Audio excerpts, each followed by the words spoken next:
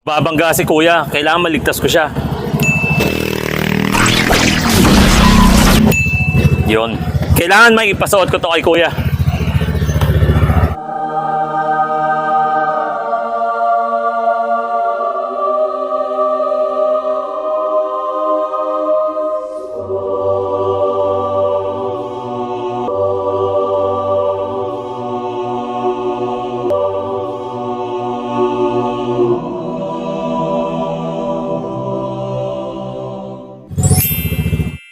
Oo, nasaan na siya? Ba't bigla siya nawala? Maraming salamat sa batang yun. At thank you Lord sa pangalawang buhay ko.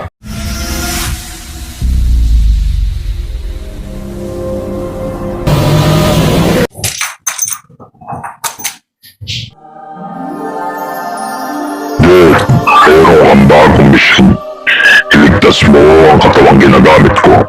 Pag bumababa ako ng kalupaan, At bakit namang itatutulungan? Nung tinatawag kita para tulungan si Kuya Jano, hindi ka man lang lumabas para tulungan ako. nagkakamali ka, Jeff. Ako ang umiling sa kataas-taasan na pagbigyan ng kailangan mo at magkaroon ka ng pagkakataong mabuhay na bilang tao. Ganun ba, Uncle Pete? Alam mo namang bawal tayong magsinungaling. O sige, pumapayag na ako. Paano ko naman makikita itong taon to? Gagawa ko ng paraan para mapalapit ka sa lugar niya. Pag nakita mo yung taong to na merong aurang puti, siya na yun. Paano ko naman siya matutulungan? Diba nasa iyo ang magic sack ni Santa Claus? Gamitin mo yun para mabigyan mo siya ng helmet na magpapakalma sa kanyang isip at magbibigay sa kanya ng kaligtasan sa lahat ng oras. O sige, gagawin ko po lahat para maligtas ko siya, Uncle Pete.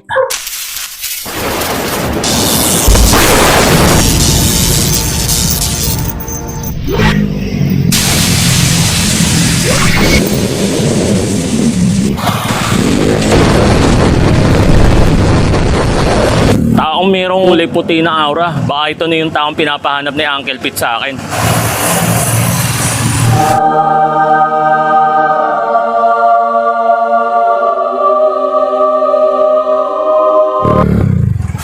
Ano ba ito? Ba't nakaharang to? Dadaan ako eh.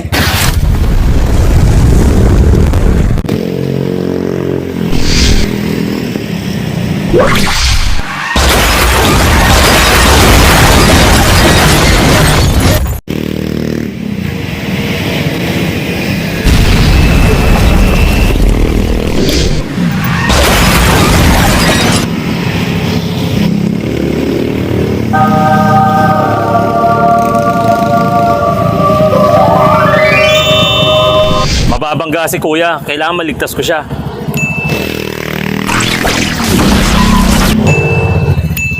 Yun. Kailangan may ipasuot ko to kay kuya.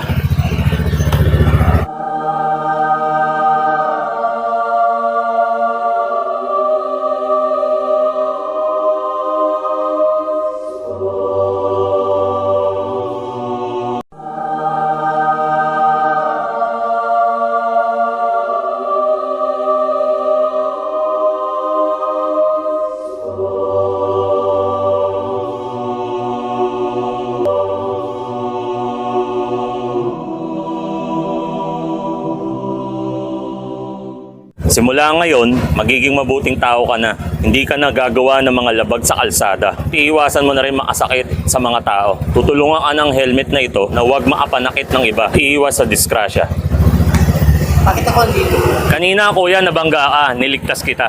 Paano mo ko naligtas? Anghel ka ba? Mahirap ipaliwanag kuya. Pero gusto ko, sa pangalawang buhay mo ngayon, ay maging mabuting tao ka na po. Iingat sa kalsada at iwasang makasakit ng ibang tao. Mangako ka sa akin kuya. Para sa pangalawang buhay ko, nangangako ako na maging mabuti at mag-iingat sa kalsada. Kuya, palagi niyo pong isusuot yung helmet pag magmumotor ka para tulungan kanyang maging mabuti at pag-ingatan sa lahat ng oras sa kalsada. Oo, nasaan na siya? Ba't bigla siya nawala?